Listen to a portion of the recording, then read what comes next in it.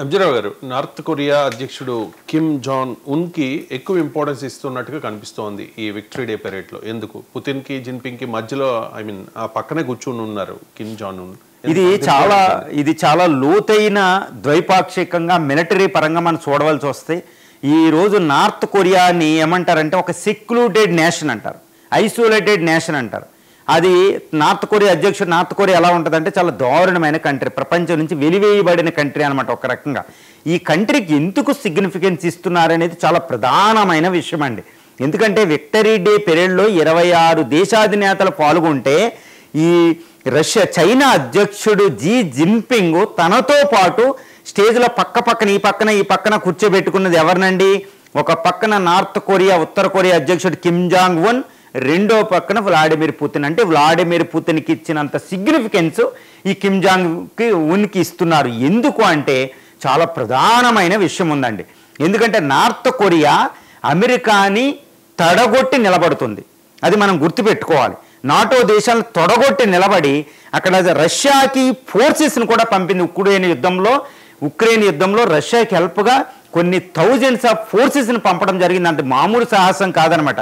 అంటే నాటోని అడ్డుకుంటుంది, ఇటు అమెరికాను అడ్డుకుంటుంది. అమెరికాని ఏ విధంగా అడ్డుకుంటుంది? తన న్యూక్లియర్ వెపన్స్ ఉన్నాయండి, ఒక 20-30 న్యూక్లియర్ వెపన్స్ ఉంటాయి అనమాట. వాటికి న్యూక్లియర్ మిసైల్స్ కూడా ఉంటాయి. దానికి నోడాంగ్ అని చాలా దారుణమైన మిసైల్స్ ఉంటాయి అనమాట. ఈ మిసైల్స్ ద్వారా లాస్ ఏంజల్స్, కాలిఫోర్నియా అని అది న్యూక్లియర్ మిసైల్ చేయగలదు, న్యూక్లియర్ బాంబులు. కాబట్టి అమెరికా దాని మీద యుద్ధం చేయలేకపోతుంది. అందుకని కిమ్ జాంగ్ ఉన్ హీరోలో నిలబడుతున్నాడు అనమాట. ఈరోజు చైనా కిమ్ జాంగ్ ఉన్ అక్కడ కూర్చోబెట్టి మెసేజ్ ఏంటంటే, నీ అమెరికా శత్రువు ఇక్కడున్నాడు, కేవలం ఉత్తర కొరియాని గెలువు చూద్దామన్నట్టు ఒక ఛాలెంజ్ చేస్తుందన్నమాట అమెరికాని చైనా. అది మనం గుర్తు పెట్టుకోవాలి. ఎందుకంటే మా పక్కన ఉన్న పుతిన్ను, అదేవిధంగా జీ జిన్పింగ్ నేనే అవసరం లేదు, కిమ్ జాంగ్ ఉన్ చాలు నీ అమెరికాని ఓడించడానికి, ఉత్తర కొరియా మీదకి రా అన్నట్టు ఛాలెంజ్ చేస్తున్నాడు. అందుకని కిమ్ జాంగ్ ఉన్కి చాలా ప్రాధాన్యత ఇస్తున్నారు.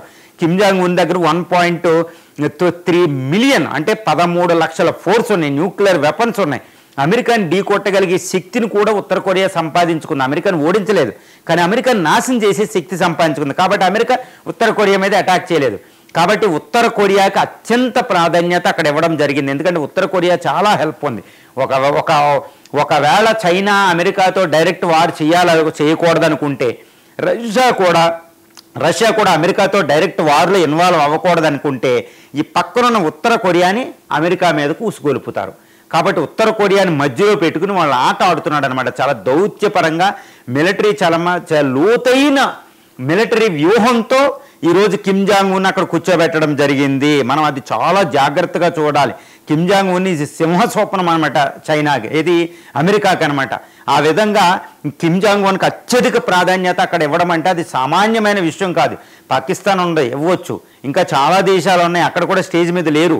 పుతిన్ అదేవిధంగా జీ జిన్పింగ్ మధ్యలో కిమ్ జాంగ్ ఉన్ని కూర్చోబెట్టుకున్నారంటే ఇది మామూలు ఛాలెంజ్ కాదండి. యునైటెడ్ స్టేట్స్ ఆఫ్ అమెరికాని భయపెట్టడానికే, అక్కడున్న జపాన్ భయపెట్టడానికి, దక్షిణ కొరియాని భయపెట్టడానికి కిమ్ జాంగ్ ఉన్ అక్కడ పెట్టుకున్నారు. రెండో విషయం ఏంటంటే, కిమ్ జాంగ్ ఉన్ ఉత్తర కొరియా మీద ఏదో విధంగా దాడి చేద్దామనే విధంతో అక్కడ అమెరికా కూడా ఎప్పుడు కాసుకుని కూర్చుంటుంది. ఈ జపాన్ ఎయిర్ బేసెస్ దగ్గర, దక్షిణ కొరియా ఎయిర్ బేసెస్ దగ్గర B-2 బాంబర్స్ ఉంటాయి, B-1 లాంచర్ లాంటి బాంబర్స్ ఉంటాయి అనమాట. వీటి ద్వారా ఉత్తర కొరియా కిమ్ జాంగ్ ఉన్ని నాశనం చేద్దాం అనుకుంటారు.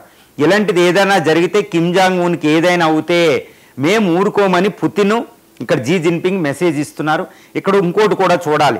గత జూన్లో ఇటు చైనా, రష్యా, అదేవిధంగా ఇది ఉత్తర కొరియా, ఈ 3 దేశాలు కలిపి ఒక ఒప్పందం చేసుకున్నాయి యాక్సిస్ ఆఫ్ మిలిటరీ ఫోర్స్ కింద.